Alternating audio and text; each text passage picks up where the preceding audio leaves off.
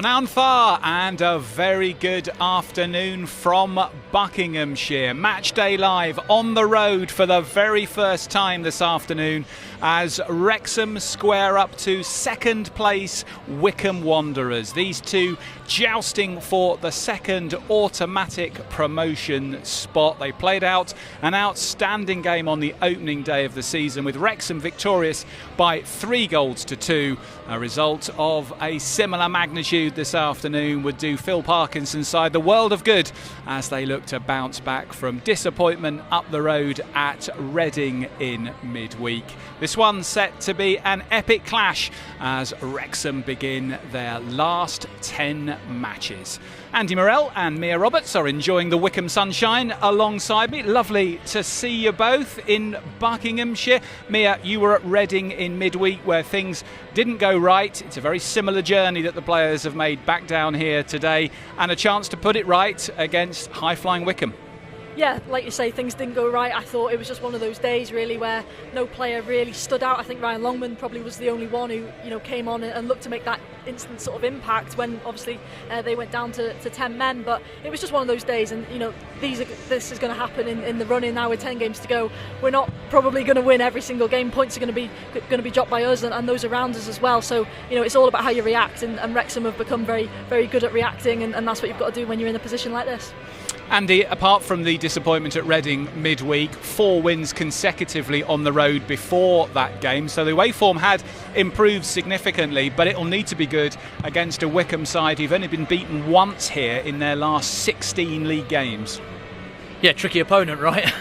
I'm just buzzing for it. I have been all the way down when I was driving down this morning, just so excited for it because these are the games that you live for as a footballer. You're desperate to go out there, show what you're all about and come out on top, and that's what I fully expect, especially after Tuesday night where, like Mia said, they weren't very good in a lot of the parts of the game, and so they just got to react.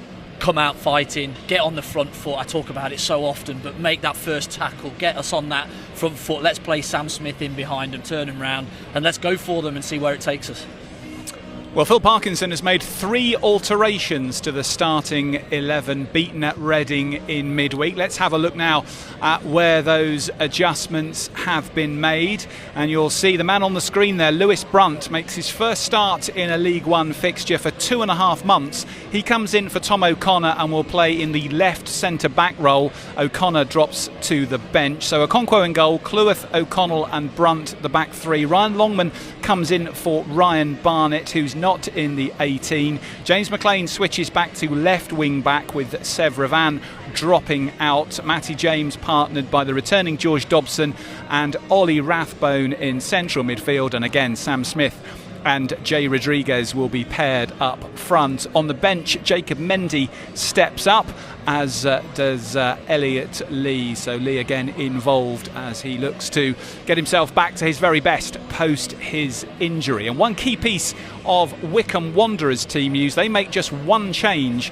from the team who drew at Peterborough last time out, but it's a very significant one because Richard Kone, the league's leading scorer with 17 to his name already, doesn't make it. Fred Oyedinma comes in his place. Mia, your thoughts on the teams that have been declared?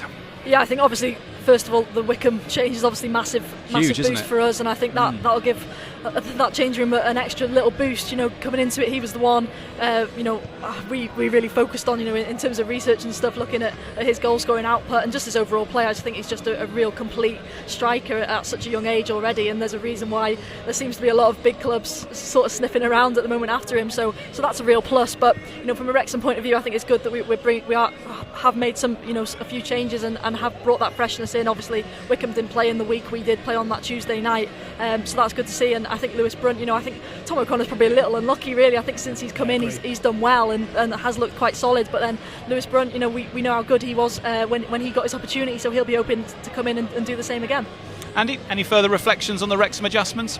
No, I think Ryan Barnett's might be off the back of the injury that he had in the second half down there. He really landed awkwardly and it didn't look great, but he was able to continue through the game. But they often come back the day after and you're a bit sorer, so that might be something to do with that. But Longman came on and did really well in that situation as well.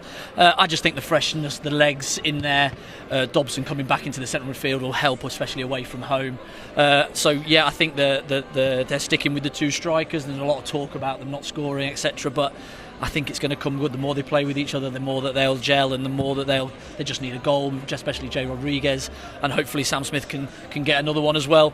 I think that it's the team that I would have expected. It wasn't too far off. McLean comes back to left back as well. So yeah, and off you go, lads. There you go. There's the game. Go and win it. I don't think we need any boost in there. I think the team talk does itself.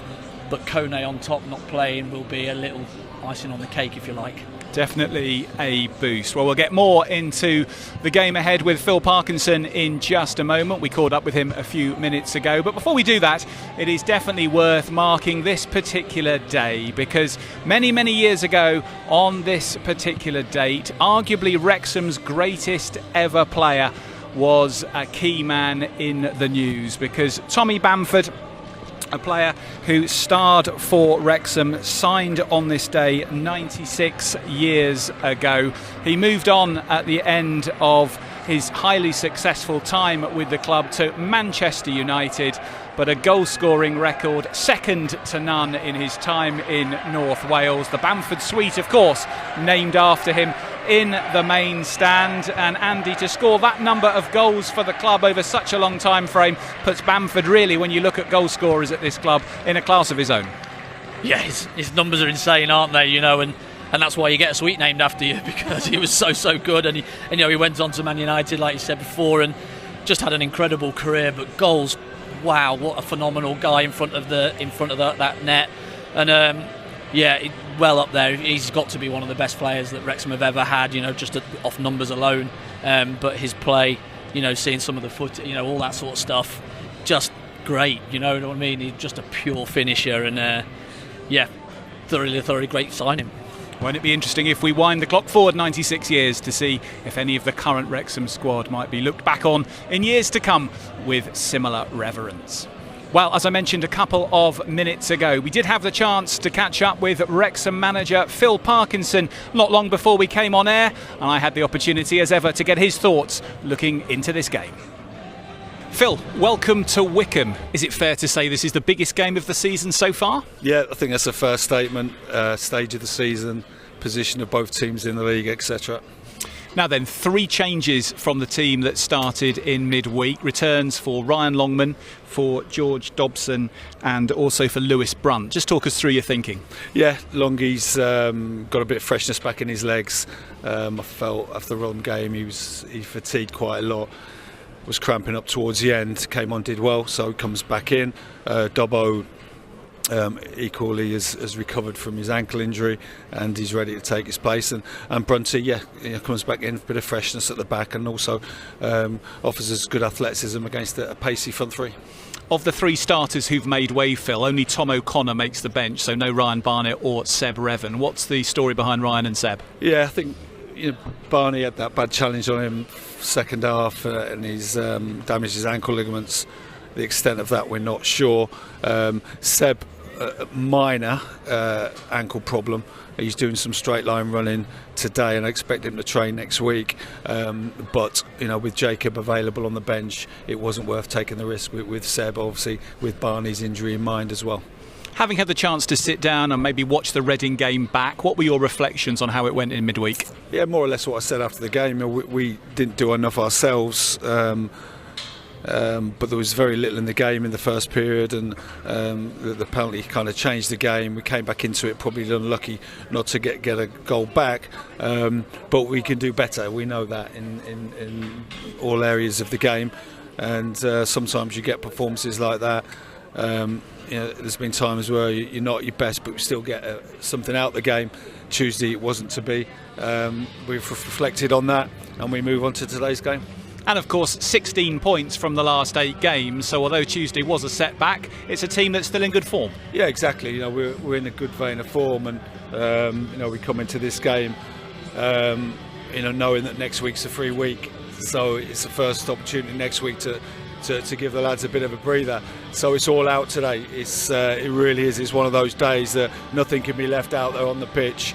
It's going to be a flat out, foot to the pedal performance, and want our supporters to see a team who's absolutely flat out in terms of not just the physical aspect but the quality level on the ball, and we've got to really work hard in all areas of the game today. But listen, the lads have recovered well, I feel. When you go Tuesday, Saturday, you get that extra day as well, so it gives you a little bit of more recovery time, and I felt the lads were in a good shape yesterday, and they all understand the importance of today's game. Wycombe obviously having an excellent season, Phil, sitting in second place, and they're very strong here. Where do you expect their main threats to come from this afternoon? Yeah, well, they've got good power at the top of the pitch. Humphreys obviously floats in behind the front three. Obviously people look at the outside, the surprise package, but they've got very wealthy owners and they've spent wisely. And like ourselves, they're having a decent season. And once you're up there at this stage of the season, you deserve to be. But now it's a real crunch time with 10 games to go, and this game is obviously crucial. It's not defining, but it's very important. Phil, we wish you all the best this afternoon. We'll see you after the game. Thank you. Wrexham manager Phil Parkinson giving us his thoughts ahead of today's titanic battle between second and third. These two teams only separated on goal difference at the top of the League One table. Wycombe with a game in hand, which they will play against Rotherham United on Tuesday night. Andy, Phil confirming there that it is injuries that have been the reasons why Ryan Barnett and Seb Ravan have not been able to make it into the 18 today. How big will they be missed, do you think, when you look across the squad? Well, I think this squad is so deep. I think it's got threats all over. They've got strength in depth, so I don't think it really matters. It's probably good that Seb Revan's had 4 games in. He'll probably come out, have a little rest, and then go back in on the weekend, next weekend or whatever. So they've just got people and bodies that can come. George Evans drops off the bench more than likely because Tom O'Connor can play in there as well, in centre midfield. So they have still got so much strength to go in and take somebody's place or take the shirt. I think the starting team will be raring to go. The subs will be desperate to get on and make an impact like they normally do. And I think this game just sets itself up for it. It's just the biggest of the day. Let's have a look at where we start from with the League One table today and where the clubs are starting their afternoons. Wrexham and Wycombe, as we've been saying, at the top of the table, just sitting behind Birmingham. So Wrexham 68 points from 36 games. Wycombe 68 points from 35 games. Stockport not too far behind in 4th place, and also worth keeping an eye on Huddersfield sitting in 7th. They are 10 points behind Wrexham. That is the gap that Wrexham have got to keep as big as possible if they can't manage to finish in 2nd place to make absolutely sure that they have secured a place in the playoffs. Mia, 10 to go. How are you seeing the top half of this League One table? It's super tasty, isn't it? It's really competitive. It's exactly what you want to see in this sort of league. And I think the final whistle's gone at Stockport now. It's a massive win for them against Bolton today, 1-0. That's absolutely huge. We were talking before with a few of the Wycombe staff, and they were asking, do you think Stockport could, get close to this 2nd place and sort of join the race between us two clubs? And it's a really interesting one, especially with us playing them next weekend. So yeah, it's going to be a really interesting last 10 to go. And yeah, I just hope we keep that pressure on Wycombe and hopefully pull away from sort of the chasing pack in behind us, because look how Reading played on Tuesday. I thought they were really good and they've got right back into it, and teams like Leyton Orient have suddenly found themselves right out of it again. So it just shows how things can change so quickly. Let's take a look at the other fixtures occurring in League One this afternoon. As ever, a couple of lunchtime kickoffs which we can bring you up to date with and see what is happening elsewhere. So full time in the Manchester derby. Stockport, as you can see, have beaten Bolton Wanderers by 1-0, and Peterborough United, well, they're giving themselves every chance now, really starting to turn the corner under former Wrexham captain Darren Ferguson. They have won 1-0 at Cambridge, and that is a victory which will further drive Cambridge downwards. It seems they're really struggling to get any momentum in the bottom 4. So Peterborough's victory there is certainly helping their survival chances in a Cambridgeshire derby, but giving the U's potentially another nail in the League 2 destination coffin. Blackpool facing up to Leyton Orient today. Charlton Athletic against Wigan. Huddersfield facing Crawley. Huddersfield having recently sacked manager Michael Duff. Lincoln against Bristol Rovers. Mansfield facing Barnsley. Struggling Northampton next in line for runaway leaders Birmingham City. Reading against Stevenage. Rotherham facing Exeter City. Shrewsbury against Burton Albion in a battle in the bottom four. And as we know, Wycombe are today's opponents for Wrexham. Andy, which fixtures jump off the page to you today? Well, the top one, obviously, like Mears says, was a brilliant win for Stockport away at Bolton, because Bolton were in fine form. But for me, the Shrewsbury one, down at the bottom against Burton, they're fighting for their lives, both of them. They're desperate for points. And so whichever the points go to there, they've given themselves a best chance of staying out of that bottom four. So that one would probably jump out most to me. Well, we're here today at Adams Park in Wycombe. This has been Wycombe Wanderers' home ground since 1990, with a very nice backdrop of trees around us in rural Buckinghamshire. This stadium, of course, used by former Premiership rugby champions, the London Wasps, for a number of years before Wasps' sad demise into bankruptcy. But a stadium which blends, I think... as a football comes across the head. Big shout of heads went up. Thank you very much there from Mark Howard tipping us off. Shock we he weren't missed going to it. be decapitated. So anyway, this is all the fun of being live on Matchday Live on the road. Andy, I know you've played here in the past, and you had a certain moment in front of the Beach Dean Terrace away to our left. Do you want to tell us about that? Not really. No, I can't remember who it was for, but yeah, I was in the hole at the near post on a corner, and I think we were 4-0 down anyway, but I've gone to head it away and it's flicked off the top of my head and gone flown in my own net. So that was not one of my greatest moments that I've had. And also, I think we had an offside here that was a steward's jacket. The ref thought it was the linesman's flag down this end and gave an offside goal, but it wasn't. It was just a steward in the crowd. So why have we invited you? Your luck doesn't sound very good at this ground. Yeah, don't start. No, third time lucky today, Andy. Third time lucky today. Correct. Third time. What do you make of the facilities here, Mia? What have you thought of Adams Park on arrival? No, really nice ground, like you say, a little bit rural, but really scenic. And I think it's 10,000 capacity. A real tight ground. I think it's probably the lowest we've been in terms of pitch level in the press box. We were the highest today. Tuesday. Absolutely, we were in the gods on Tuesday night. Ours. So that'll be really nice. And I think for a number of people today, Wrexham fans, it's one they're ticking off for the first time as well, which is great. That's part and parcel of going up these leagues and playing these clubs that we haven't maybe met in a number of years. We were just talking to one of the ball boys here, and he was talking about, I said, I've been to the training ground, there's a couple of pitches, it was small but compact, and he was like, we're not there anymore, at a brand new 18 pitch facility. So they're doing things right around off the pitch, and they've got good owners, good financial backing. So these are a team that have been in the Championship, they're pushing again. They'll be looking to get out this league just as much as any of us are. Yeah, certainly money behind Wycombe Wanderers, and played in the Championship as recently as 2021, so perhaps not as much as a surprise as some might think that they are flying so high this season. The two clubs, of course, have had a number of notable meetings in the past over the years. Here's a reminder of what happened in 1994, when it was very much Wrexham's day at the racecourse ground, with a hat-trick from one of Wrexham's most celebrated strikers. We touched on Tommy Bamford signing for the club 96 years to the day today. Well, in this particular fixture, it was Gary Psycho Bennett who was on target with a hat-trick, with a fourth from Carl Connolly in this 4-1 win. Andy, two top strikers there from Wrexham past. What did Gary Bennett bring to the party as a number 9?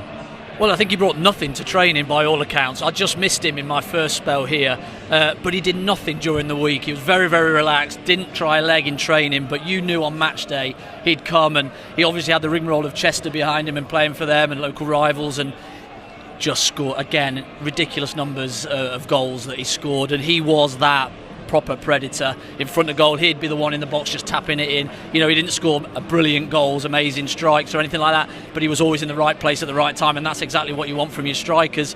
And fair play to him, he was a brilliant guy as well, and he's still around the club, isn't he? He does his talks and everything. Just a good guy to be around, but what a player as well.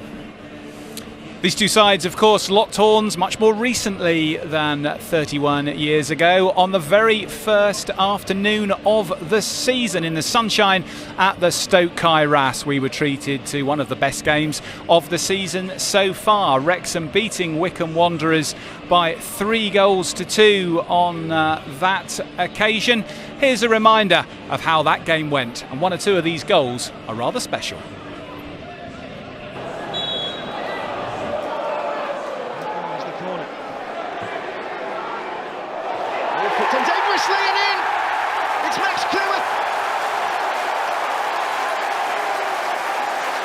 Wrexham have been living the dream for the past 2 seasons, and they intend to keep that dream alive in League One. And it's the young man who's got it, signed a new deal in the summer, an academy product. He said that Wrexham have got to compete with the big clubs this season. Well, they're off the mark on day one.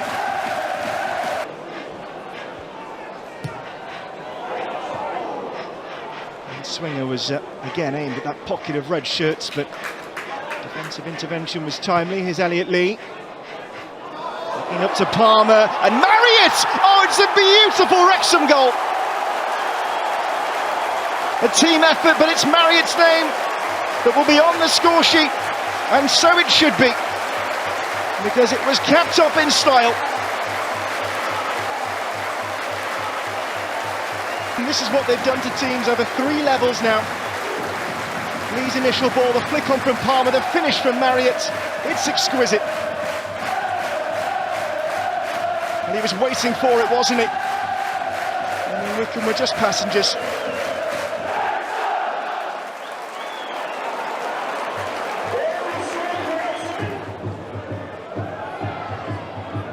Cleary, lowers in there, off the frame of the goal. Scowen who rattled it, and it just hasn't fallen for Wycombe Wanderers. Well, 3 chances in 1. Wrexham are furious, they think that should be their ball. Into a pocket of blue shirts. Oh, it found a couple of them too. It's a mad scramble, frame of the goal again. And Leahy follows in, but the referee's whistle had gone. Leahy. For the cross, and there's a dive for it as well. It was Kone, and Kone has found the net. Well, a scrappy passage of play, but if at first you don't succeed, you try again. And Richard Kone opens his account for the season. Watson will come back though for more. Dobson had his head up into Lee, lovely little 1-2, and the save by Bishop. Only half cleared. Fletcher, that's the pick of the bunch. Stephen Fletcher. And Wrexham re-established that 2-goal cushion.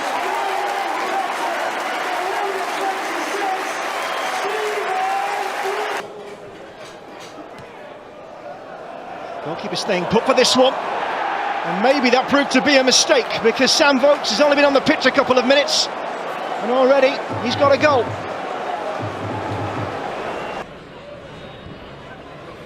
Wrexham victorious over Wycombe Wanderers on the opening day in the August sunshine at the Stoke Kairas by 3-2. A similar outcome this afternoon would be an excellent result for Phil Parkinson's men. Watching that back, Mia, interesting to see the 3 scorers on the opening day: Max Cleworth, Steve Fletcher and Jack Marriott, all of whom have been high in the goal scoring charts for the rest of the season since then.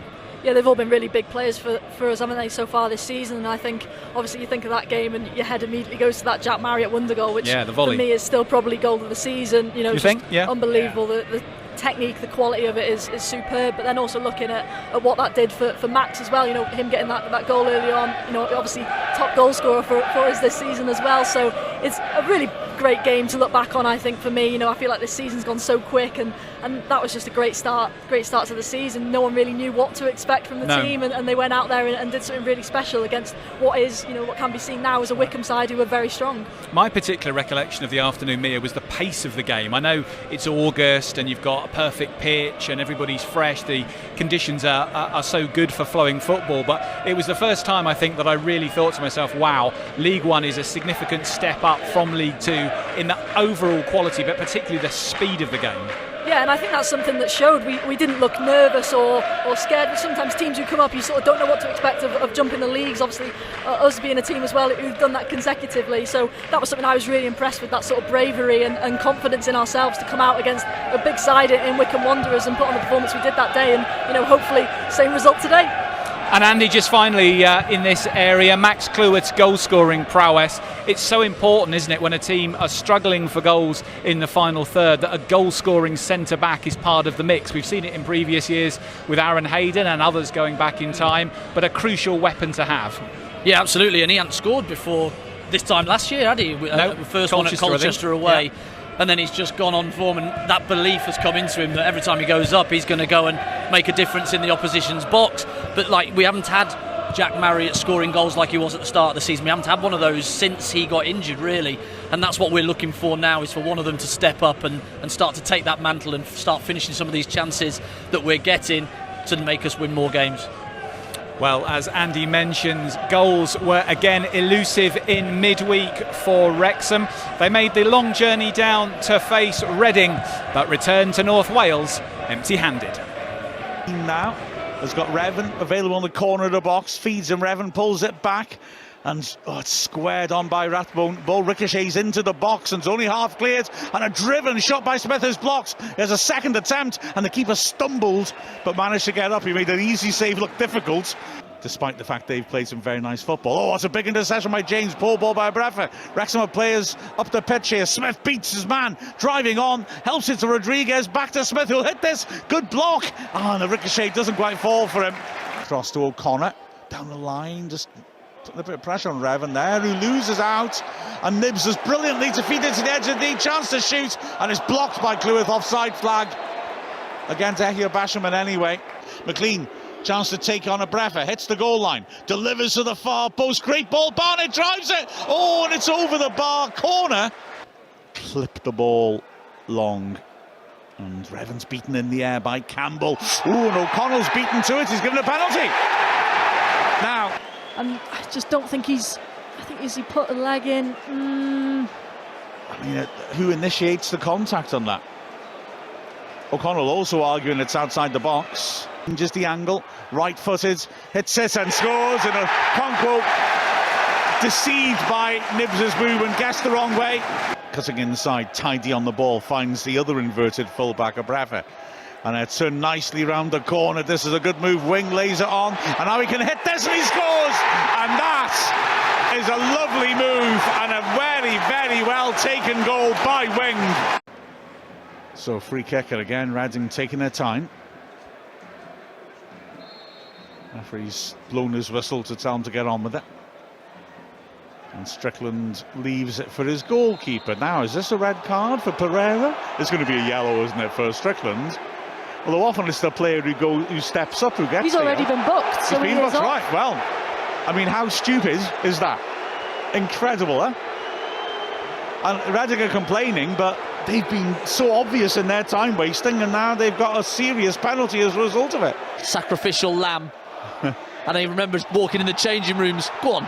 Here's Wrexham now. Longman driving into the box, pulls it back nicely. Big chance this. Fletcher skies it. Again, to Longman. Lee in support, but Longman wants to run at his man. Again, a right-footed ball in. Barnett gets up. Fletcher gets up. It ricochets loose. Pereira doesn't get there, and somehow it doesn't go in. Smith hits it. Parried on the line. That's outrageous. Foul goes for it, and it's cleared. Fans are irate, but they've got the win in the bag here.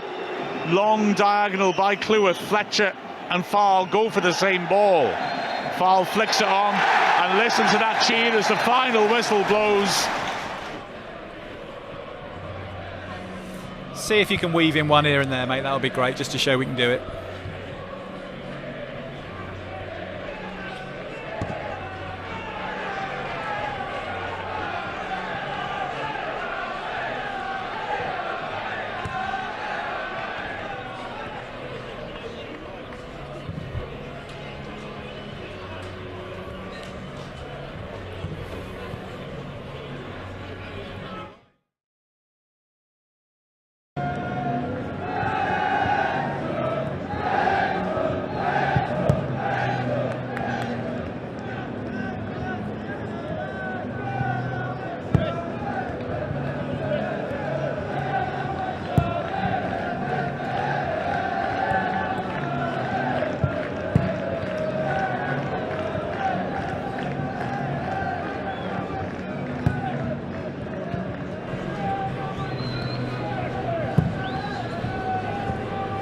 A very disappointing night then at Reading in midweek. Andy, Phil Parkinson saying to me in the pre-match interview that he felt the penalty was a key turning point. Do you think the decision was correct? Well, I looked at it a fair few times and I couldn't really tell if there was much contact or not, and it's one of those really for the referee.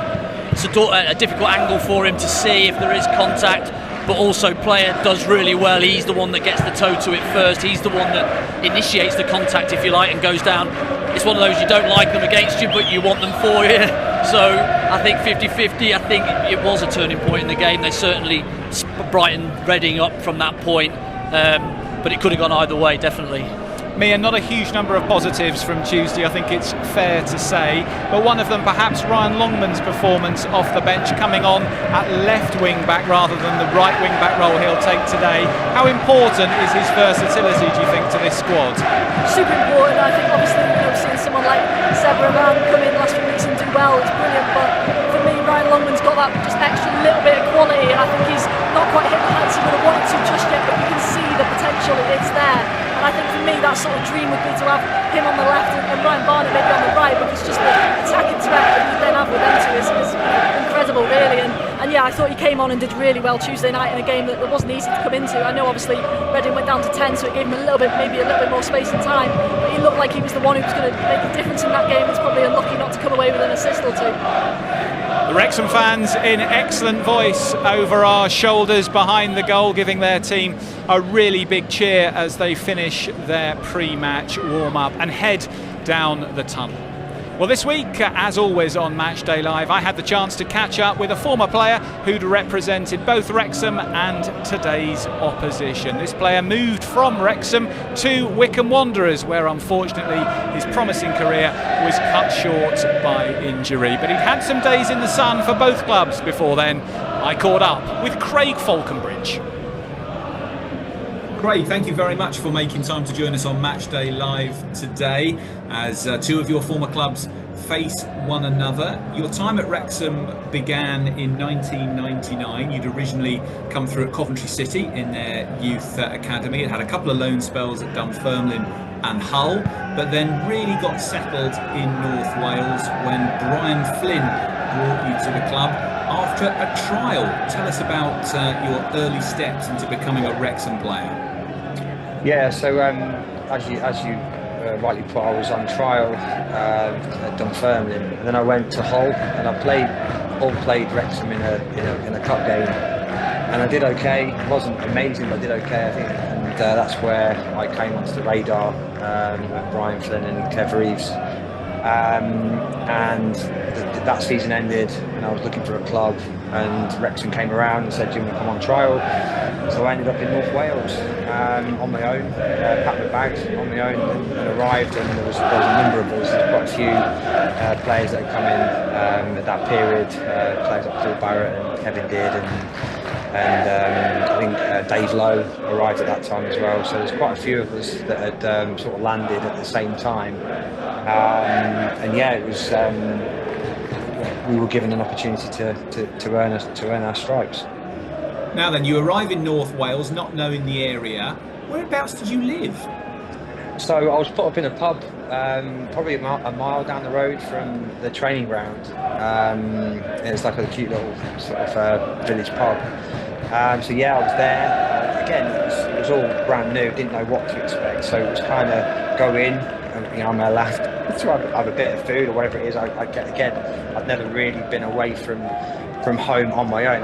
When I've been on loan before, I've lived with people or been with families. This time it was all by myself, so I had to learn the ropes a little bit. So as a 21-year-old, you came under the wing of Brian Flynn. You'd go on, of course, to have a taster of Dennis Smith towards the end of your 3 years with us. Let's start with Flinny, though, Craig. What was he like to play under as a man manager, and what do you remember of his formations and tactics? Flinny was great, and so was Kev Reeves. They both were phenomenal with me. Kev Reeves being an ex-centre forward himself. And I kind of got off to a great start.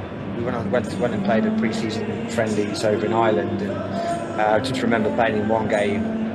I think it was my first game, and the ball just fell to me, and on the half volley, I just spanked it in the corner. And I think that was kind of, we're up and running now, which was kind of what you kind of need to do. You go on trial somewhere, you've got to do something a little bit to get someone's attention. I think that kind of sparked it for me. Craig, can you remember your first goal in a competitive fixture for Wrexham? Yeah, it was away at Blackpool on my debut, so I was on the bench. We were losing 1-0. I got asked to come on last 20-25 minutes, and I ended up, it was a scrappy goal. I remember it ran in the goal mouth, and I managed to get a toe onto it and score, and it was equalised. So we managed to draw the game 1-1. And I went on a bit of a run, with scoring goals from that point. So I went, I think our next game was away at Preston in the Cup. And we didn't do so well in the game, but I remember scoring again. And it was a nice period of time where I kind of found my feet really quickly. And I had a strike partner in Ian Stevens, who, when we were, kind of complemented each other really well. He ran the channels, and I was this target man flicking balls on, and we worked well together. We were quite formidable to start with. Craig, you spent 3 seasons with us then in what is now League One. Were there any particular matches in that era that stand out for you in terms of particularly epic moments in a red shirt? I mean, yeah, there was a couple of games really. I mean, I remember playing for the reserves on Friday night up in York. This was not in the first season, but over the period of time. And I remember scoring a hat-trick on the Friday night, and we travelled back. I was due to be in the squad on the Saturday, and I was on the bench, and I think Trans got injured, or I think it was Lee or Andy Morrell, who both were playing at the time. And I came on and ended up playing for 85 minutes the next day. It was 0-0, and ironically, I did score, but it wasn't given. It hit stanchion and came out. And the game ended. I think the game ended either 1-1 or 0-0. But it was that. That was one of the games where I just felt almost like on a buzz. I'd gone from one night to the next day and played over a period of time, and it was just you get yourself in that zone, and you can just almost do anything. Goodness, that's certainly quite an ask to play twice in 24 hours. Yeah, I wasn't expecting it, to be fair. It was, I was in the squad, and funny enough, Joey Jones said something before I went. He said, make sure you work hard, put your shift in, knowing full well what had happened the night before. So it was kind of he's a bit like that. I really enjoyed Joe's banter and camaraderie, because it kind of made everything feel a bit more relaxed.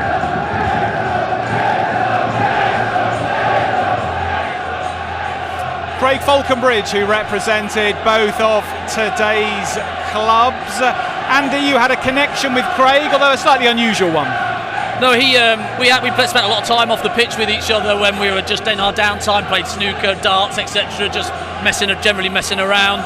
Really good guy, good player. Had a good history, did really well in Scotland, and came to Wrexham and did well. Unfortunately, we went down, and him leaving was actually the chance that I got, taking his place in the following season in League Two. He went on to come obviously to Wycombe and do okay, but then his injury sadly has just paid to his career, which is sad really, because he certainly had everything as a player. Craig pursuing a career in coaching now, and we wish him all the very best ongoing. 5 minutes then before kick-off. You can hear the Wrexham fans, I'm sure, in very good voice behind Andy Meir and myself. Let's have a look at the past record between these two clubs, because there's really nothing to choose between them. 7 Wrexham wins, 8 Wycombe wins, and 10 drawn games, so nothing to suggest historically that one side has the sign over the other. Meir, a final word from you before I let you and Andy head off on co-coms. Are Wrexham going to be enjoying this afternoon, do you think, come 5 to 5? I really hope so. I mean, these fans are absolutely unbelievable, honestly, away from home. I know it's the first time obviously doing MATCHDAY live, but it's so good to hear them as loud as they are, and if Absolutely the players are half as much up for it as they are, then I think we'll be just fine.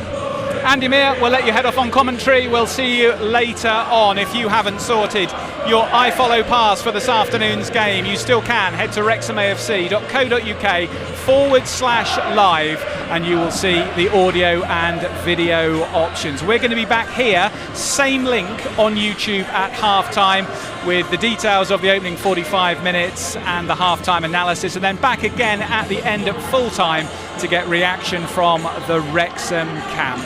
Here we go then, the biggest game of the season so far. Second place Wycombe Wanderers against third place Wrexham.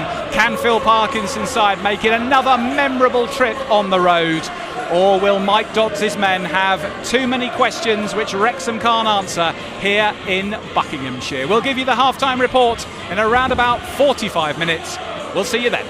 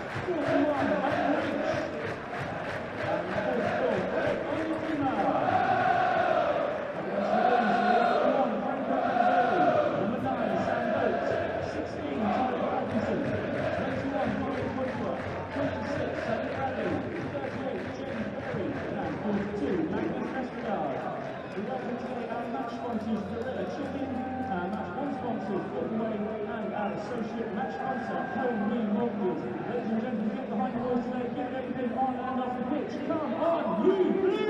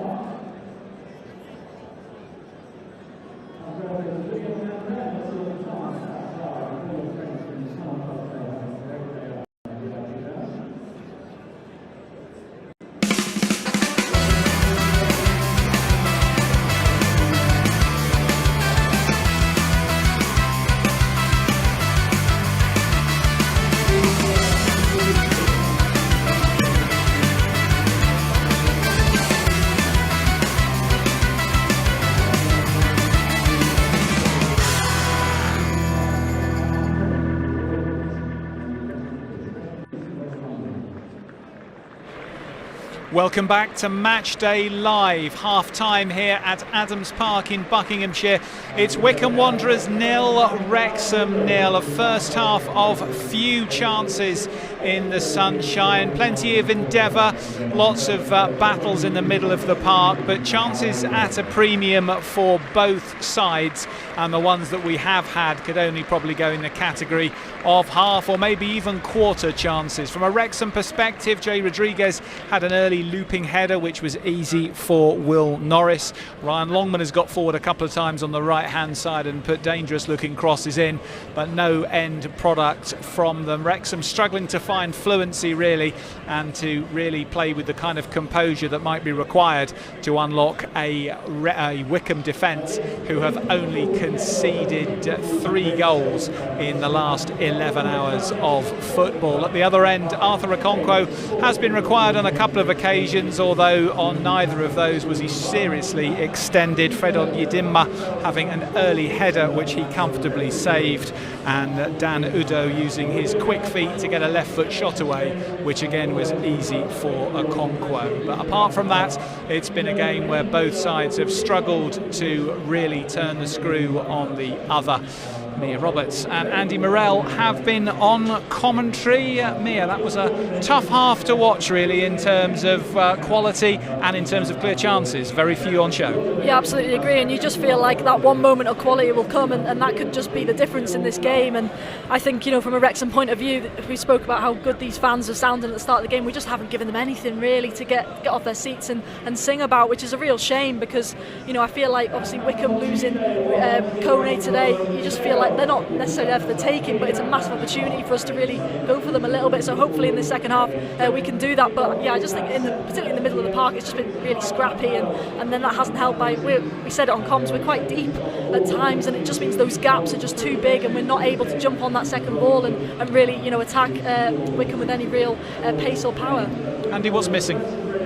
Well, for me, it's composure, really. The second balls that we're trying to win, but we're just putting them back onto Wycombe and giving them back, really. Somebody just needs to take a little bit of care with just like it might be a little drop header, a little touch here, but we just don't seem to be able to get it down and play. Our 2 wing backs are in loads of space if we can get the balls out to them, and we've seen a couple of times in that first half, Longman going off up the pitch and McLean going off the pitch down that left hand side, but we're just not getting it to them enough, because we're just playing this like head tennis in the middle of the park, and they're the ones that are having that piece of composure. Just can we make that one pass, can we make that little touch that will be able to get us out and to our wing backs? And I think if we do that and do it a couple of times, our momentum will be further up the pitch, and we'll be able to then get into their faces a little bit more, and our whole back 4 with 3 will be able to get up the pitch as well, and that'll just help immensely. But at the moment we're just hooking it on and we're giving the strikers no chance. I think in the moments we did do it, and there were a couple, that's what led to the sort of half-quarter chances we're talking about.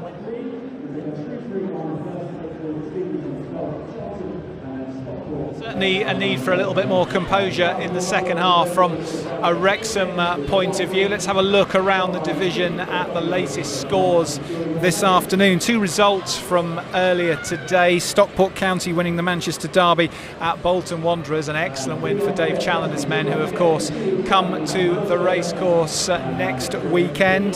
They won by 1-0 at the Tough Sheet, and Peterborough United with a very important win for them against Cambridge United, who look condemned at the moment, it seems, to be heading into League 2. Elsewhere this afternoon, as you can see on screen, Leyton Orient, who've had a very bad run of late, 1 up at Blackpool. Charlton, who are moving through the pack very nicely at the moment, looking good for 3 more points at home to Wigan. They lead by 2-0.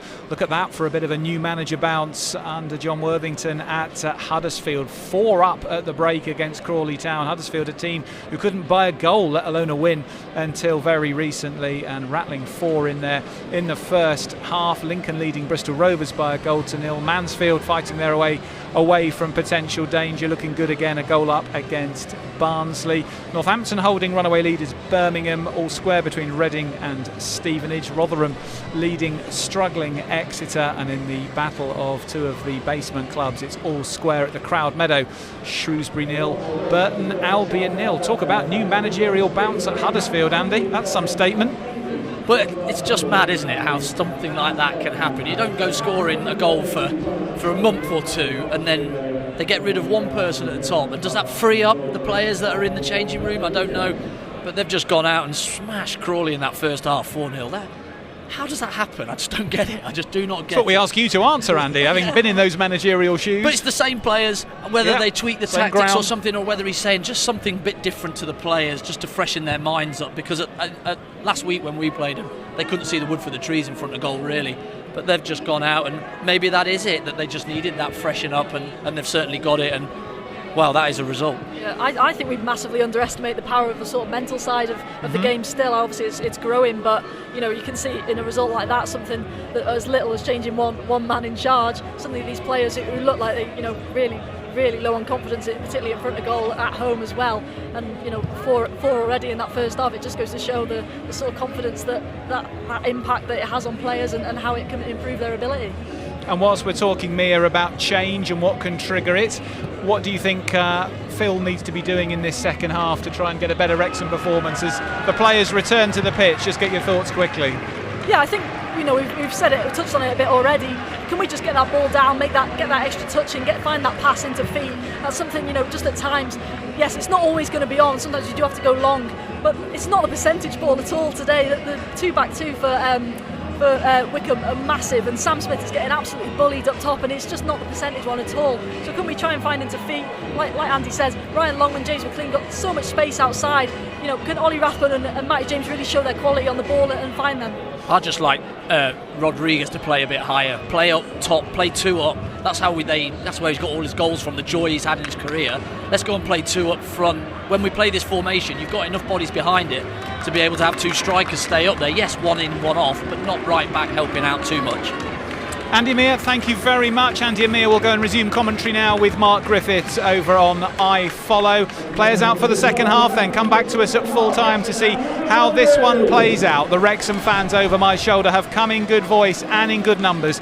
Will they have 3 points to celebrate in around about 45 minutes time? Come back to us on YouTube, same link, and we'll tell the story of Wycombe Wanderers against Wrexham as we see who comes out on top of the battle between second and third. We'll see you very shortly, right back here on Matchday Live.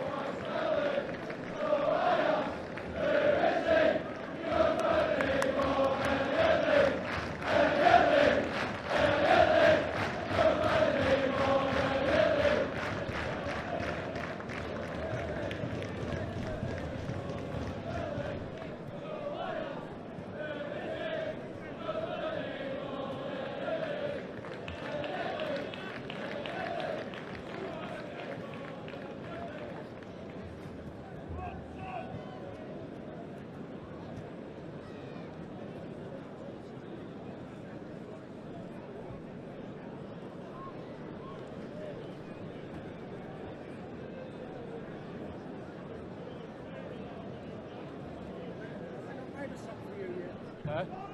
Oh, dear.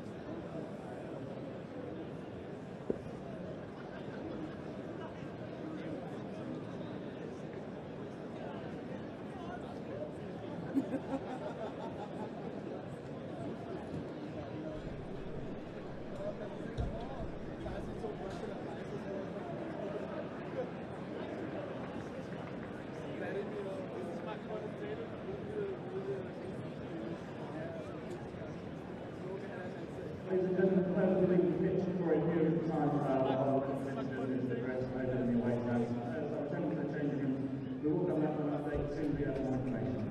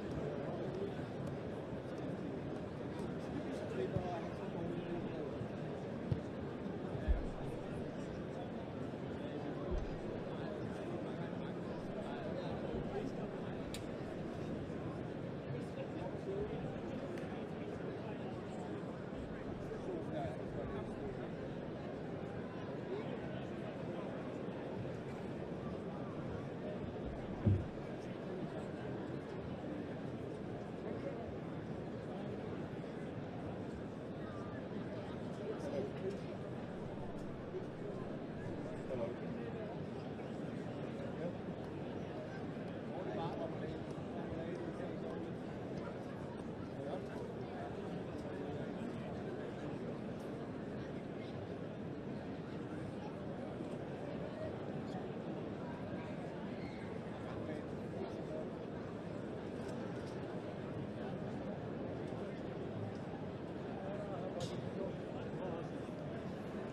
Safety 2 control.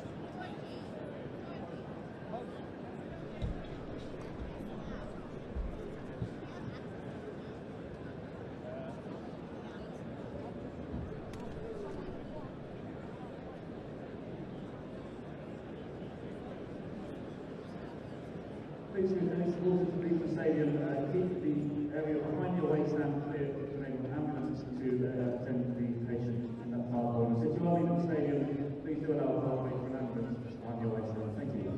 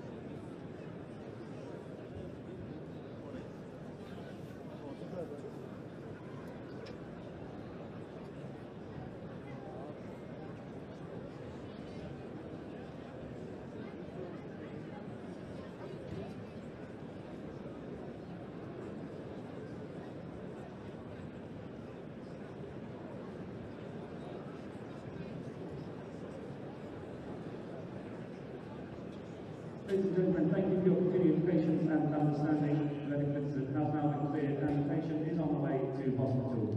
The police confirm the game will go ahead. They will continue.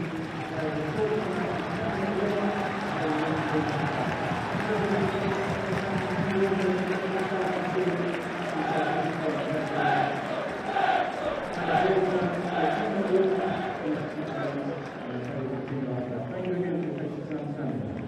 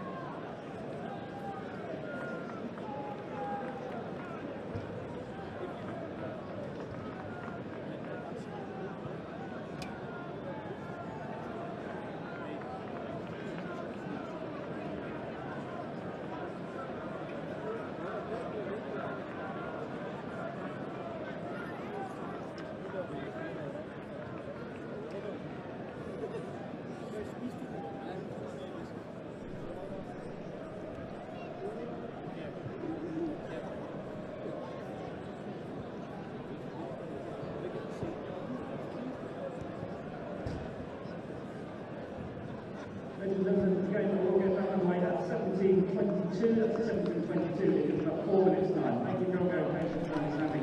We'll be on the way at 17:22.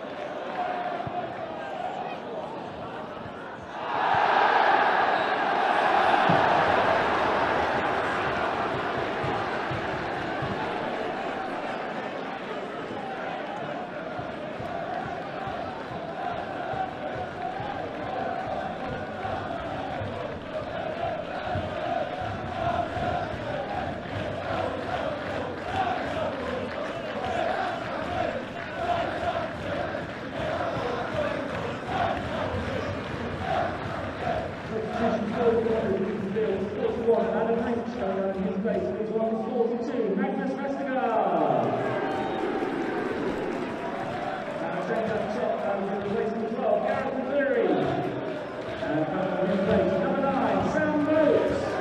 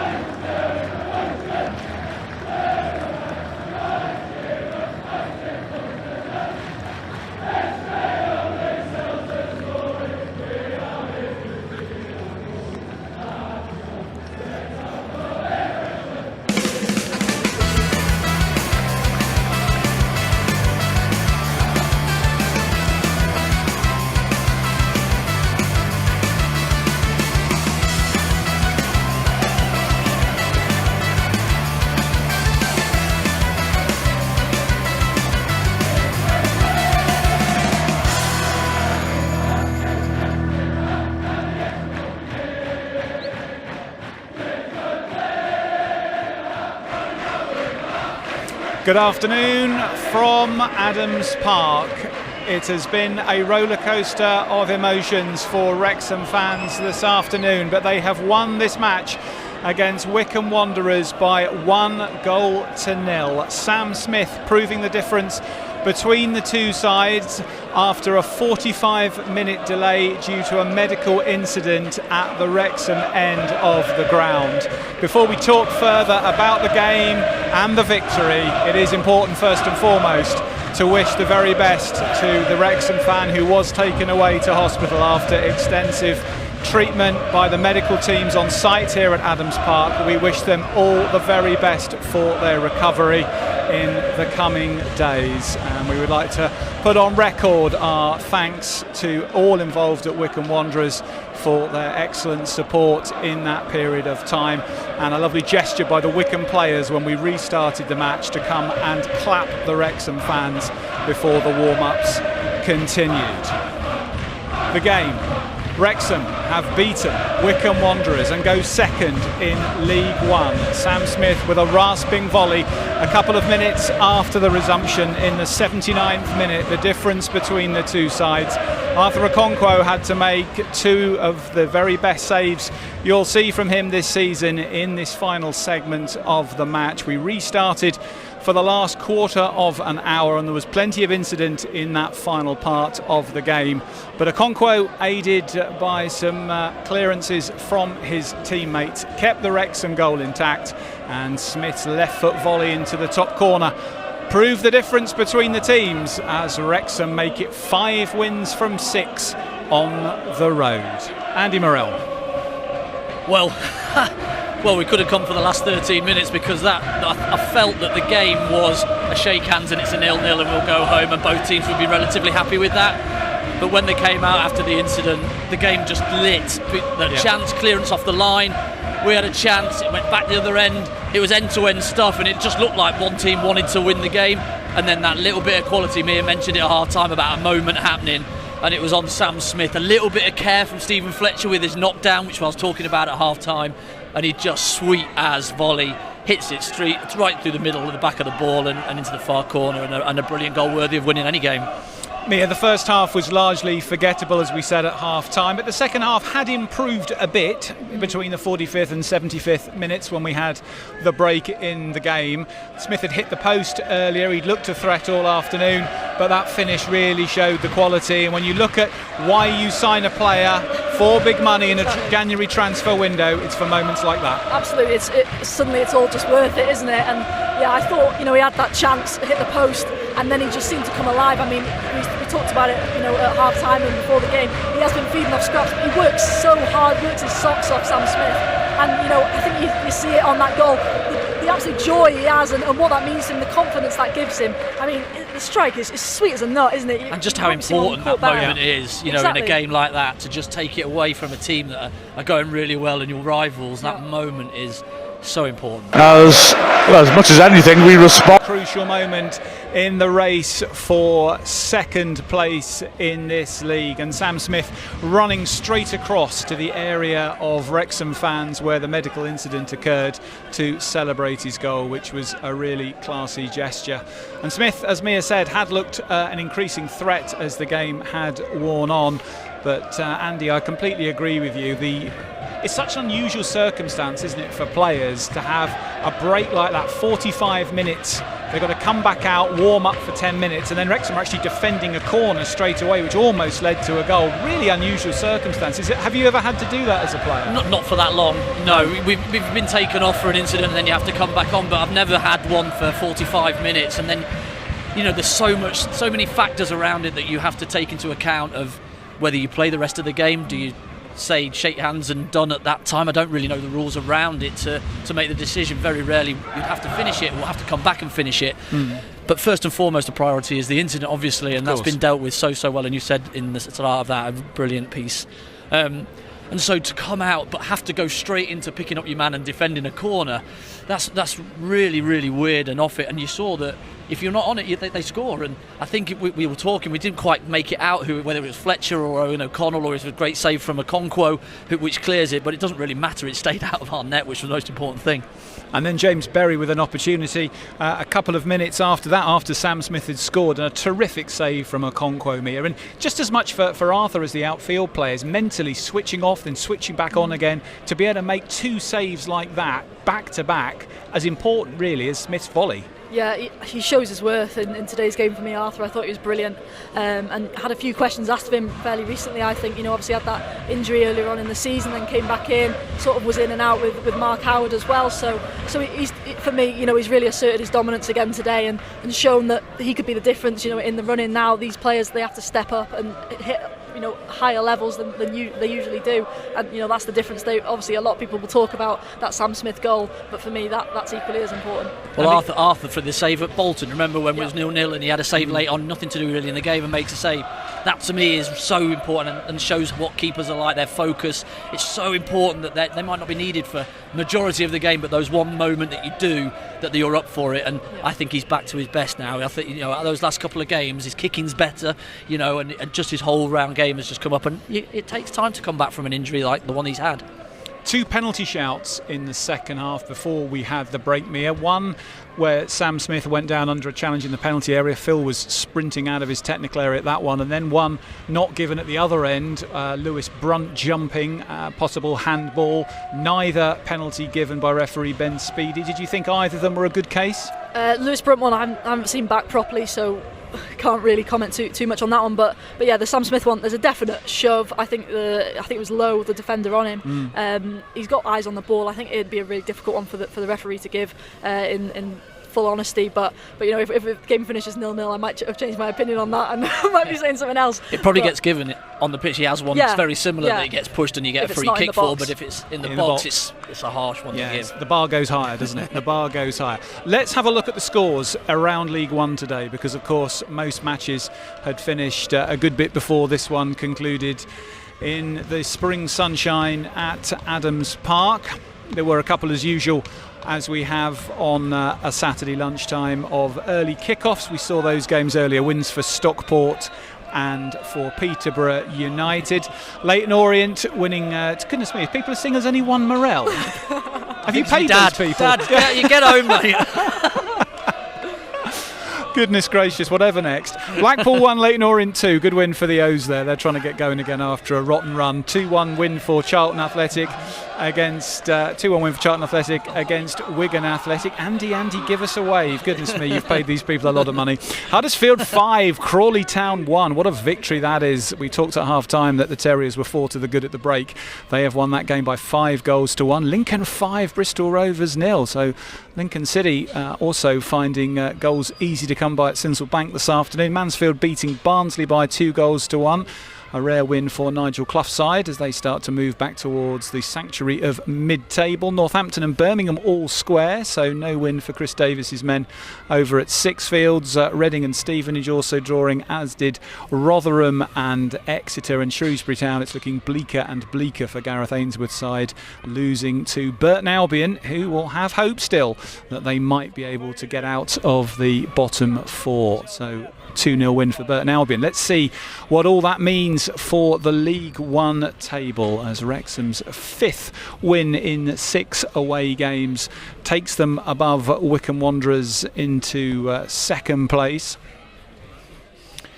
Well, it should take them into second place. I'm not sure. They've got a bit of an issue on that table there, because we know that Wrexham beat Wycombe this afternoon, and we will see if we can get that adjusted. But we'll have a look at that for you in a minute. We do know that Wrexham are 3 points above Wycombe, Mia, but Wycombe have got that game in hand against Rotherham on Tuesday. So if Wycombe go across and are victorious at the New York Stadium, that may change again. But at least for now, Wrexham back up to second for the first time in a while. Yeah, massive, really big, and like you say, obviously they've got that game in hand, but then they've also got a really tough run in, and we spoke about this on comms. I think out of the top 10, including today, for the last games, we had to play three of them top 10 teams, whereas Wycombe have to play 7. And now, listen, obviously the league's so competitive, anyone can get points against anyone, but that's a real, sort of extra sort of string to our bow in many ways. Looking at that, it sort of puts a bit more pressure on Wycombe. So you've got to hope that they do drop points, but first and foremost, let's focus on ourselves and just try and get the points in now. Home and away. I think obviously we've got more games away from home, but with our current form, I think people might actually prefer that at the moment. Absolutely, more pressure at home. But yeah, I think that the 3 points today, it puts it back in Wycombe's court and go on then, what have you got for us Tuesday? Because they've got to win that to then come back to us. I think that's what we felt a bit on Tuesday against Reading. If we get a gap, we could go 6 points, but it doesn't happen that way. It's a funny old game, is football.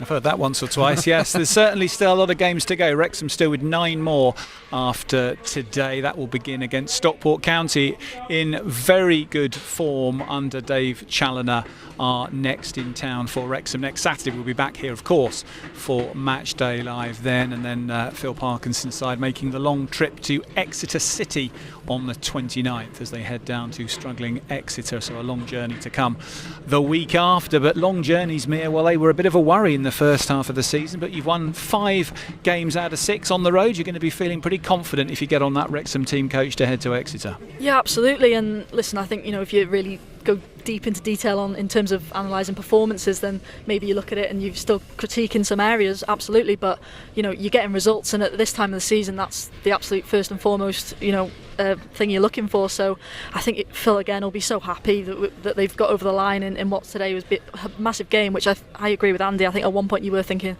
if we can get away from here with a point, that would be huge in itself. So yeah, it feels like a really big achievement, and hopefully now they can carry this bit of momentum into next week. Let's just stay on that point about performances versus results, because of course if you get a result at the end of a game, people are always joyful about that, and however you get there seems less important, but over a longer time frame that can be a more significant issue. What are your thoughts, Mia, on 9 games from home, how important a good performance is versus the points? Because clearly when you get right to the very end, it's just about the points. But is there still an element to be thoughtful of in terms of that performance and finding that full 90-minute performance? Because at half-time today, I think we all felt Wrexham hadn't got into gear at all in the first half. Yeah, of course, and some days in these sort of games then luck won't go your way and it just won't drop for you. On another day maybe Sam Smith doesn't catch that volley the same way and we're stood here going, again, we weren't great, but he has caught it really well, and we're stood here, going home with 3 points. So it's one of them, and I think, if we were a few months back, earlier on in the season, we would be more worried because you just don't feel like there's that consistency. But like I say, we've got that momentum now. That win will give the lads so much confidence, and I think there's such a big mental aspect in going into the running now. They've obviously, like Andy says, got that experience with a number of lads from the last few years who've been a part of it. They'll want to do it again, and they'll be so hungry for that, and I hope to see that more on the pitch, as we go into the last few weeks. We're just functional away from home at the moment. We just seem to be Good finding word. a way, because I don't think that performance, the first 70 odd minutes, I don't think that's any different really to Reading, the first half at Reading. Okay, we had a couple of players that were way off it at that, but there's not a million miles. But we win today and we get beat on Tuesday. The win is all that counts. It paints over a lot of cracks that potentially we do have, but I think we're just finding a way. That's how we're doing it at the moment, and it doesn't matter. It doesn't matter. Somebody will look at the score after the game and go, well, Wrexham have won again away from home. Blimey, they're going well. Well, we're not going too well because our performances aren't amazing. We're not creating chances all over the place, but what we are doing is we're keeping clean sheets and we're scoring the odd one up the top end. And generally winning by the odd goal. But absolutely. It doesn't matter hugely as long as you are winning. But you'd probably have to go back to sort of October, November time to see 3-0s and 4-1s, and it seemed a very different feel. And fast play and intent of our play and really opening up teams, and even the second half against Birmingham, I thought we were really good. We were really on the front foot, and that type of performance, we haven't really had that. We've had bits, but not for a consistent length of time of 70, 80, 90 minute game. Doesn't matter. No. Just find that win and move on. But that's what we've done again. I spoke about it earlier on about how reacting to dropping points and losing, and I think the only game where we haven't done that this season is the Birmingham one following on from the Shrewsbury loss. And you look at that one and I think we could have won that, really, couldn't we? So that's a massive strength that this team has, that they can react and the bounce back ability. Absolutely, that's the perfect phrase I was looking for. But it's an important point though, isn't it, Mia? Because over a season you're going to have setbacks, and what you don't want it to become is a rut. Yep. And obviously obviously we had a few weeks ago a bad little run not long into the new year, and now the team are up and running again, and 5 wins out of 6 on the road. However you get them, to come and look at that and say, well, from the last possible 18 away, we've picked up 15. I mean, it's a real statement, isn't it, of being able to find a way, whatever that way might be. Well, I look back to the great Liverpool team that there was, and they had 4-0, 5-0 losses amongst it, but what they were really good at was just going, right, next one, on to the next one, focusing. And I think that's what Phil Parkinson does so well, and he's done it ever so well over the past 2 years, is that any setback that they've had, he's just addressed it, moved it, and looked forward, and as a manager, and you'll follow him as a player, you know. Yeah. Well, Phil Parkinson, we know, he's on his way. He's working his way around various media interviews, but we will be bringing him to you on Matchday Live in a few minutes. So please stay with us for that, as Adams Park still bathed in a little bit of sunshine here in Buckinghamshire. But this stand behind me today, the Wrexham fans were exemplary. Just about 1,800 made the journey, and even before there was much to shout about today, the red and white army shout went on and on and on. I thought it was a Guinness World Record attempt of how many times can you say the same line. I know it's often stated about supporters, but today I thought the Wrexham fans were just driving that team forward, even when there was little to really give them heart before we started to see the team click into maybe third or fourth gear. Yeah, well, that first half we didn't really give them anything to shout about, but they were really noisy before it when we were trying to do our Matchday Live here. But then at half time I felt that was slightly different. You know, when the players came out for the second half, they really were up for it, the Wrexham fans, and they were trying to suck the ball in to that end, and it did pick the lads up. You know, sometimes you need the crowd to lift you as a player, not just the players to give them something to shout about, and I felt they certainly did that. And especially when we did come out after the incident, blimey, they were brilliant and noisy, and the constant, wasn't it? It was constant noise from around there. And then the goal obviously lifts them again, and off you go. The scenes after the game were brilliant, weren't they? And it does make such a difference. And we touched on it a bit a few weeks ago at home. I think it might have been the Orient game, when you could sort of feel like there was a bit of nervousness, and that sort of felt like it relayed then onto the pitch. And it goes the same, you know, both ways, whether the fans are unbelievable or a bit below par. You do feel like it sort of translates itself into the players, because they feel it, they pick up on that atmosphere, and they sort of go off that. So yeah, today again, you know, just absolutely, you know, unbelievable. And like Andy says, I think, you know, obviously considering as well the incident that happened, the reaction and what the confidence and everything that they gave the players today was unbelievable. That long journey back up the M40 will not seem like 3 hours or so. I am sure it'll feel a lot quicker than that. Let's have a look then at the league table. We had 1 or 2 technical gremlins earlier, but those have now been sorted, so we can bask in the glory of seeing Wrexham restated in position number 2 in the league. That looks much more like it. Played 37, 71 points with 3 wins from their last 5 games. Wycombe Wanderers with that game in hand and a slightly better goal difference, so they will go back second if they win at Rotherham on Tuesday night. Always a tough place to go, the New York Stadium. You can see Rotherham down there in 14th place, with form a little bit up and down at the moment, so we'll keep a close eye on Tuesday night on how Wycombe fare in South Yorkshire. Charlton going very nicely, as you can see, 4 wins from the last 5, sit in 4th place, and Stockport County in 5th are the next opposition for Phil Parkinson's men next Saturday. Old adversaries, of course, in the National League and in League 2. We'll get some thoughts from Mia and Andy on the challenges they will present in a moment. Huddersfield back up to 6th with that thumping victory today, and that means Bolton drop out of the playoff places to 7th. But Mia, I think the thing as well that stands out to me is that's an 11-point cushion now from Wrexham on 71 to Bolton on 60 in 7th. So in terms of the minimum hope from here of a playoff place, 11 points is a very nice place to be with 9 games left to play. Yeah, it's a real plus, because you feel like you're not looking over your shoulder as much, and more of you is just looking forward. Obviously at the moment we are looking over our shoulder a little bit at Wycombe, but you know, hopefully we stay in that position. But no, it'll be really interesting. And you know, you spoke about the sort of form of Wrexham and how we've been getting on, and I think that was a really good word describing it, about how we haven't really fallen into that real serious sort of rut, whereas you look at teams like Orient, Huddersfield, who really just fell into, you know, real bad form. And you know, when we have, you know, lost a few games or dropped points, we've had wins in between them as well, so it's sort of softened that blow and allowed us to still be picking up points even in difficult times. What it does do is it keeps that little gap between us and Charlton as well, 5 points, because if you draw here it's 3 points, it's one game, do you know what I mean? But it does keep a nice little cushion for us and puts the pressure back on Wycombe. Absolutely does. I'm going to clear out for this, man. Here's Phil. Brilliant, well done. Thank you, Phil, for popping in to join us. Phil, what an eventful afternoon. What are your first thoughts? The most important thing is that our supporters in a stable condition, and it puts pales football into significance almost when something like that happens at the stadium. And obviously, once we heard that our support was in a stable condition, then everybody was happy to continue the game. And then it was a 20-minute match, and we spoke to the lads about that. It's now, can we be the team who's prepared the best in the break? Can we just now, take it as a 20-minute game and come out on top, obviously? And we had to defend a corner straight away, and heroic goal line clearance from Dobbo. Absolutely brilliant. And then we've got the all-important goal with a brilliant finish from Sam, header back across from Fletch, and a real goal scorer's finish. And apart from that save from Arthur, which was brilliant save, we've seen the game through well.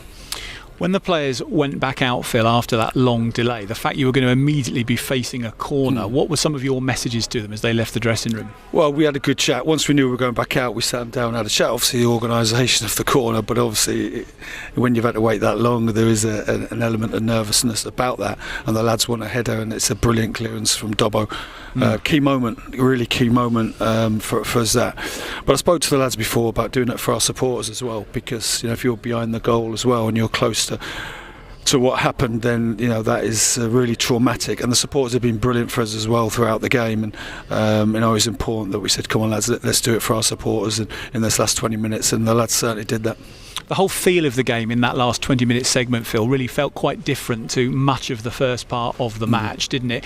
Were you expecting it to feel almost like a complete reset for both teams? Well, I think there was a low sun today. The pitch was bobbly. The pitch is tight. It was always going to be a first and second ball game. I've played here many times. I've managed here before. The games have a certain feel to them, and at times it was scrappy, and we just had to keep doing the horrible things in football to get a foothold in the game. And then last 20 minutes it just kind of opened up a little bit, and we showed our quality and got in some good positions, and it was always going to be a game separated on tight moments. The run you're having now away from home, Reading aside, 5 wins from 6, is making such a difference, isn't it, in terms of the points that you're gaining? But I guess it must mean so much on the coach and coming to grounds that you're going into matches thinking we've got a really good chance of another win today. Yeah, I think the Reading performance and result, we had to make that a blip. But winning 5 out of the last 6 on our travels, is outstanding. And I think we've got to put it in perspective. The run we've had were Bolton, Huddersfield, Rotherham, Reading and Wycombe. It's an outstanding return for us, both home and away. And, also coming into this game today where Wycombe have had a full week to prepare, while we've had a tough game Tuesday and been on the road as well. Didn't get back till 3:30, 4 o'clock on Wednesday morning. That's a huge advantage, but we never really made a big thing of that because we don't like excuses, and the lads showed a very strong mentality, and the character was outstanding today. For Sam Smith to finish that so well, particularly with the fact that we'd only been playing again for about 3 or 4 minutes, is that an example of the quality he brings and one of the reasons you wanted to bring him into the club, to see him put away a chance like that with such aplomb? It's a real goal scorer's finish. So unlucky not to score earlier when it hit the post. Possibly could have had a penalty. I was going to ask you about that. And I spoke after Tuesday, spoke to Mike Jones, and we've had 1 penalty this season. Wycombe, I think, have had 9, Birmingham have had 11, and so I didn't expect it to be given, and that's not me being sarcastic, but we just have not got those tight calls at all. But we've just got to get on with that. But yeah, he's hit the post, inside of the post, really unlucky, and then scored a great goal. But I think his work for us today was outstanding. Even after the goal, when he chased lost causes down for us, and the determination he showed was brilliant, and really pleased for him. And just a word on Arthur, Phil. I know you've been keen to bring him back at the right time. You went back to Mark Howard for a while, then you've decided clearly that Arthur's your number 1 again. The save from James Berry as well after Sam Smith's goal. Talk us through that. Yeah, it was the one moment where we kind of made a bad decision, and the lad is a good player, but what a save that is. That is another massive moment for us in the context of the season, and that's what Arthur brings to the party. He can produce saves which not many keepers in the whole division can produce, and that was key for us today. Back up to second, does that give you all a lift in the dressing room psychologically that you're back in that automatic slot? Yeah, I mean it does, but I just said the stuff then, let's turn the music off in the dressing room, let's make sure we're not over celebrating here. It's a good win for us, but there's a lot of work to be done. Phil, thanks so much for joining us. Thank you. Well done. Cheers. On the win. Thanks. Thank you very much. Phil Parkinson there, Wrexham manager, enjoying his 5th away win in 6 trips with victory over second place Wycombe Wanderers this afternoon. A victory which propels his team back from 3rd to 2nd with that victory. Phil obviously delighted there, and talking in glowing terms, as we perhaps expect, about Sam Smith and Arthur Okonkwo. When he ranks some of the victories this season, do you think that'll go in the top 3 or maybe even the top 1, Andy? Oh, absolutely. Yeah, you don't go to second place in the league and then nick a win. It's definitely right in there. And the way that they did it, we're talking about performances and playing well and all that. They're dogged. They get stuck in, they hook things on, they try and get second balls, they're trying to do all the basics really well. And a big shout out to the back 3 as well. It's unbelievable. They're keeping these clean sheets as well. That's just so important, because we're not free scoring. So 1 goal is going to be the difference between the teams. So if we can hang in there, clearances off the line, Okonkwo, all these things are just so important to the team functioning right. And then that little moment that we have, one of the strikers find something or a midfielder, and we've done that today, and that'll be right up there with one of the better performances, as in a whole of just how we've gone about it and got the win here is so tough. Mia, we've said how unusual it is for a game to have such a long delay before restarting. Having someone like Phil in that dressing room with all his experience as a player, a coach and as a manager, and trying to get the players in the right mental condition to switch on straight away, deal with an immediate corner, and then find that performance level in that almost mini match that we had that decided. Is that another example again of the experience Phil brings to that dressing room to then guide his team to a victory which certainly for 60 minutes looked perhaps, if not unlikely, there wasn't evidence that it was going to come? Yeah, I think he said it himself. He told them do it for them fans sat in there, and I think they did. You saw that as soon as they came out, defended a really difficult corner, right on first kick of the game, going back to it, and then just were really resilient. I thought just didn't really give Wycombe a sniff, apart from the Berry chance, which again I think Andy says you've got to give credit to that back 3 again. Obviously Lewis Brunt come in, I thought was really good. Mm-hmm. And we talk about Arthur only having to make 1 or 2 saves. That's because of the 3 in front of him. They've given him such brilliant protection, and then obviously it's on him then to make sure that one chance that he has to face he deals with, and he's done that today. Yeah, I thought Matty James as well sat in front there was really good as well. Today he cleared up a few instances that could have turned a little bit naughty for our team. He's gone and covered and hooked out a couple in that second half and first half to just help out, and I thought he was very, very good on the ball as well. Andy Meir, thank you for that. Sam Smith's here. Man's way. He's going to come in and have a quick word with us. Sam, good to see you again. It's only a week since we chatted last time, which is normally a good sign if you're chatting to a striker again. Congratulations on the goal. Thank you. You struck that rather sweetly.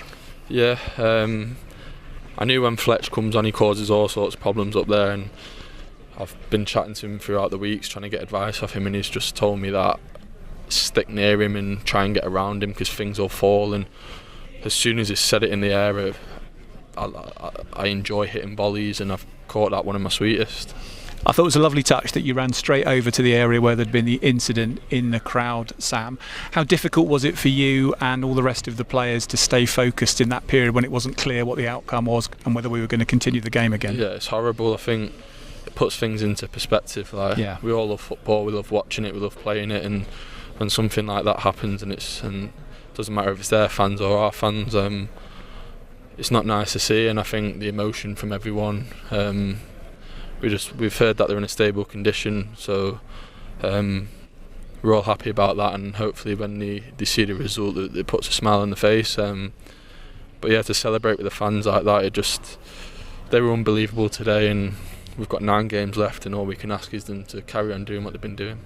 Was that a particularly hard game to play in, particularly in the first part of the game, if we like, before we had the break, in terms of getting a real service to you and getting your chances to try and break the deadlock? Yeah, there's a reason they were second in the league. They're a strong, physical, tall team, and they're good at set pieces, and we were playing a lot of balls long, and they were getting eaten up, and then we tried to spin them in behind into me, and it started to work in the second half, and I think we were a better team. Obviously I hit the post early on, and that was unfortunate not to go in, but I think we were a better team.